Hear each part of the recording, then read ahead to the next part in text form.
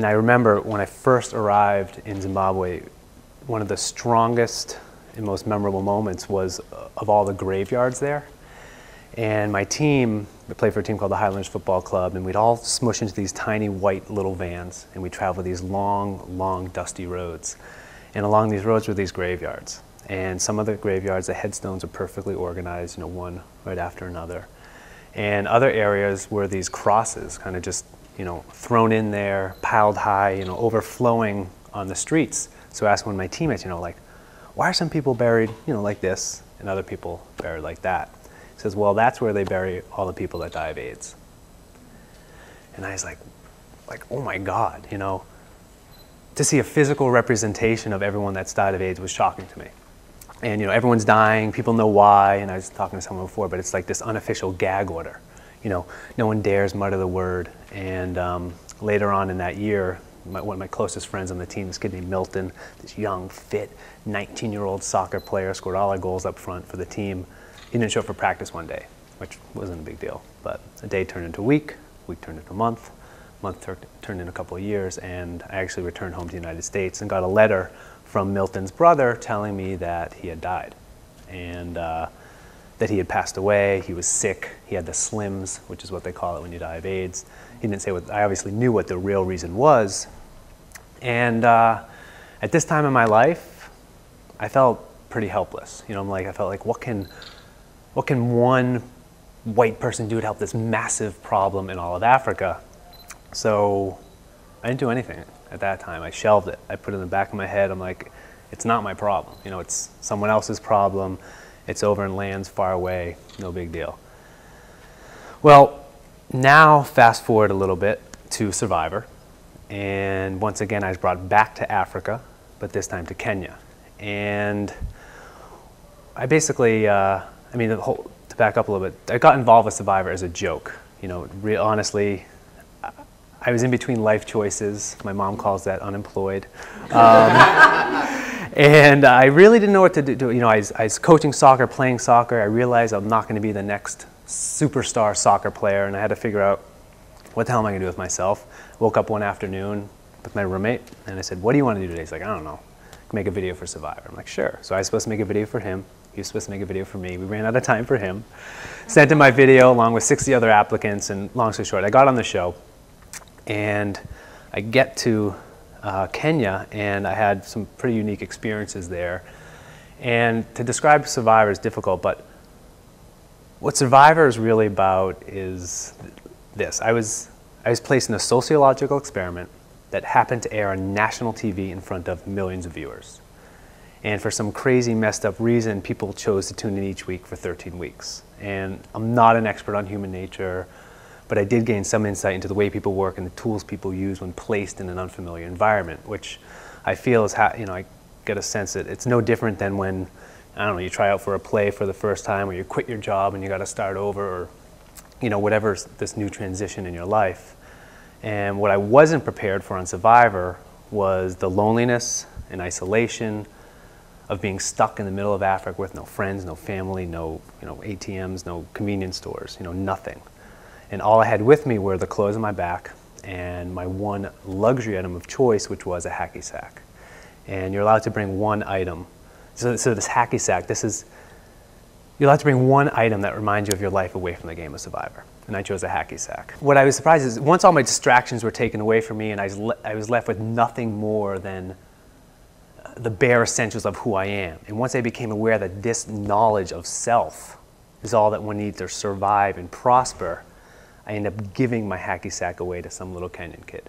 Now, as I said before, this is like my most prized possession. It's the one item you're allowed to bring from home that reminds you of your life away from the game of Survivor, and I just gave it away. And it sounds silly talking about it, but at the time, this was like a really tough decision for me. It was a moment of personal truth, but I realized that this small gesture made a difference to me, and to another. A toy to me was a luxury to this little kid. And so in that instant of handing it over, and I hate saying this, but I began to understand that age-old saying, it's better to give than it is to receive. And like my whole life, it's been blasted in my head millions, billions of times. I'm sick of hearing I'm boring, it's better to give than to receive, blah, blah, blah. But honestly, it wasn't until I saw the glee in this little kid's eyes, as you said, that I truly understand. And then I'm like, this is how we can all begin to change the world. So, you know, building on that experience, the actual physical place where this experience happened was after a reward challenge that I won. I won a reward challenge. I won 2 goats, which I wasn't too happy about. But I got to take these goats to this village of Wamba, sold the goats, you know, did what I have to do. But before I left, I was hanging out in this parking lot of a hospital, Wamba Hospital, and all these little Kenyan children came out and they were touching my white skin, playing with my, you know, afro. You know, they had never seen anyone like me before, and that's when I actually physically took out the hacky sack. We are playing, everyone's having a great time. I'm having a great time in my life. And once again, I asked one of the nurses, you know, why are all these kids just chilling out in the parking lot of this hospital? And she said, well, these are all the kids that are HIV positive. So here I am again, you know, in the middle of this cutthroat game of Survivor. This game of Survivor, you know, I had this real life experience. And that was my do something moment. That was the moment that changed my life forever, moment of clarity, whatever you want to call it. And, you know, I actually, thanks to the magic world of media and television, I have that moment on film because of Survivor, which is pretty cool. I have it here if anyone wants to see it later.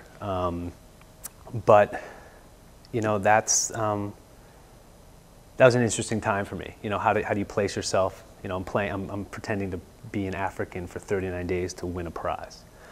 And so it actually added a whole different dimension to this game of Survivor for me. And reality television has been criticized for being against anything good, anything decent. You know, the critics viewed Survivor as a game that rewarded one for being dishonest. That in order to win, you had to isolate yourself in a community. And I took the opposite approach playing this game. And the way I saw it is I was a member of the community. I made myself a crucial member to everyone else's survival out there. And I felt without me, they may have struggled even more. Granted, my end goal was this grand prize. However, once I got to that grand prize, I realized it really meant nothing to me. So I get back from Survivor.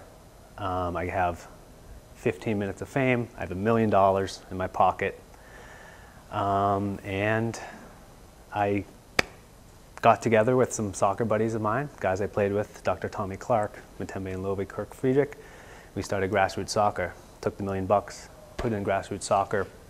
And basic concept of grassroots soccer is we train professional soccer players in Africa about HIV and AIDS. Then they go into the schools to teach the youth about AIDS prevention. Now, I don't know how familiar everyone here is with soccer and the power of soccer, but if you wrap like all the major league and minor league sports in America into one, that's how popular soccer is in Africa. You know, like every little kid wants to grow up to be a professional soccer player. So you can imagine the impact when you take a professional player, these heroes, these role models, these gods of the community, and put them in front of these children. You know, their eyes pop open, their jaws drop, you know, and they end up learning, they end up changing their behavior without them even realizing it. And, you know, touching upon what you're talking, in terms of a network, soccer happens to be one of the greatest networks on this planet. You know, I can take a ball and put it on any street corner, anywhere in the world, except probably here in America, and I instantly have 25 friends. You know, this is a sport that has the ability, you know, to break down cultural stereotypes. It grants instant access into a community. It brings communities together in an environment that nothing else can, in my opinion. I mean, not nothing else, I'm sorry. That a lot of other things might have, but this is a network that's already established. And no place on earth can you know, people, 2.8 billion people watched the World Cup this past summer on TV. That's a lot of people. So when we saw the power that soccer has and the heroes that this sport creates, I really wanted to tap into that. And so we ran a pilot project in Zimbabwe for about 7 months. Came back, reevaluated, worked with Lou Bergholtz, helped develop the curriculum for us. And you know, just started in Zimbabwe. Now we're in about 8 different African countries. We'll graduate probably over 1 million kids by the end of 2010, 250,000 by the end of 2008. And the model itself is pretty good, where we're doing a lot of training of trainers courses. in Ethiopia, for example, we train 250 gym teachers with this curriculum, and then they'll obviously each go out and individually teach their respective gym classes. You know, the magnitude that can reach. And I forget the man with the video project, he was talking about sustainability and reach and scope. It's a perfect opportunity for to do it, and it's not a program where we go in there and speak for a week and give them a t-shirt and a soccer ball. It's completely self-sustainable because of this soccer network and this framework that soccer creates in terms of professional players, club teams, people who love the sport. In and around it, you know, I was speaking with someone about women. You know, yeah, speaking of chicks and stuff. No, but you know, soccer as a sport, and having 50% of our kids are women or girls, and some of the professional players are women players. So we do reach the women's side of everything as well. From grassroots soccer stemmed this program in America, which is our kind of awareness and fundraising campaign called Kick AIDS, where we visit high schools across the country. 150 high schools last year, reached about 50,000 students, and just teach them about the global AIDS pandemic and how they have an opportunity to give back, and they can be a solution in this problem. And we use the same models. We use some professional players, some local college heroes, and they go into the high schools to teach these kids about the message. And it's not only through soccer, it's through basketball or through swimming or through drama. Our curriculum is very progressive in Africa. It's not just soccer, it's a little bit of a misnomer. Oftentimes kids have a tough time expressing themselves through sports, or if you're not good at sports. So we do use drama, we do use music, poetry, role playing, in addition to sports and sports activities. A lot of leadership games. And I don't know, pretty psyched about it. And so that's basically the turn of my life, and I find it very interesting. I was talking about celebrity and the concept of celebrity and how it's working, and how I can use this celebrity in this moment in my life to kind of reach a large scale people.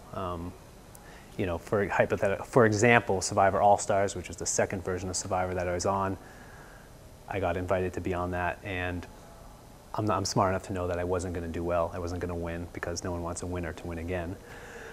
So what did I do? I'm like, all right, well, I'll go on the show if you let me wear a shirt that says grassroots soccer.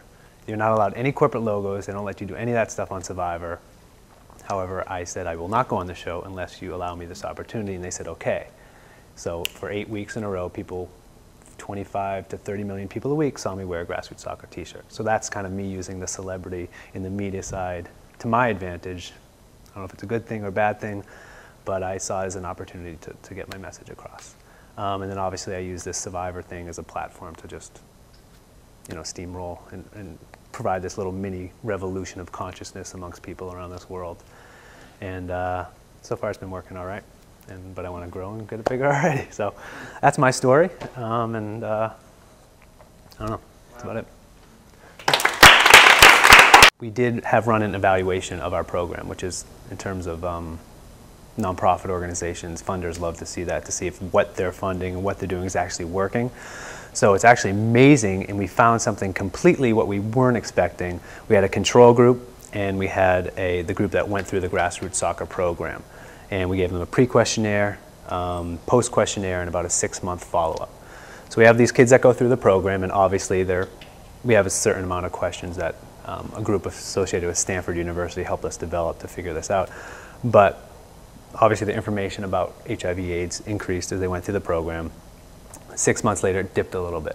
That was the group that went through the program. The control group, kids who didn't go through the program but were in the same schools, doing the same activities, they stayed constant. However, at the end, 6-month follow-up, their information retention increased. So what's happening is the kids that go through the program are going back within their community, back within their network, and they're teaching these kids what they learned, which was something we totally didn't expect. No one's expected. No one's ever studied the community part of it. They studied, obviously, things that direct effect and direct touch volume with these kids, but no one ever studies what happens. So for us, it's huge, which means it is working. We're giving these kids the the power and the knowledge to go out there and make a difference for themselves, and just with a little bit of we give them, just something as silly as a certificate that deems them HIV/AIDS experts.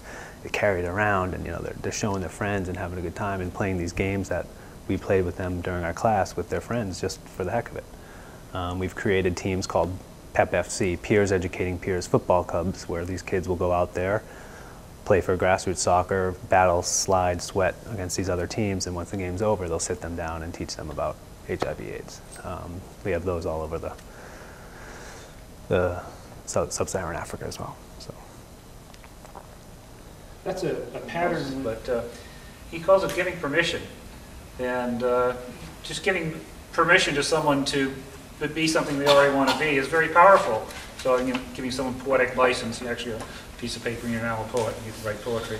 But this sense of giving permission in the Hugs video has that sense of permission. Oh, this guy's he's running around hugging people, it's okay to do it, so you can do it. And what Ethan just talked about, the certificate for AIDS thing, well, how much does it cost to pass out a piece of paper, especially if they can print it out on their own local internet cafe? And is this a pattern of uplift that we can figure out? And can we pass out a membership in this thing? We had an idea of uplift scholars. You're now an uplift scholar, and your job is, you have permission to figure out how to make the world a better place. And here's your certificate to prove it. And you could back that up with online networks and things like that. But anyway, that's an example of a simple thing that has tremendous leverage power, I think. And as Nipun said, compassion is contagious, I think, in one of your things. And just making it a socially acceptable norm to be uplifting or positive and talk about these things. I also call it outing compassion. It's coming out of the closet.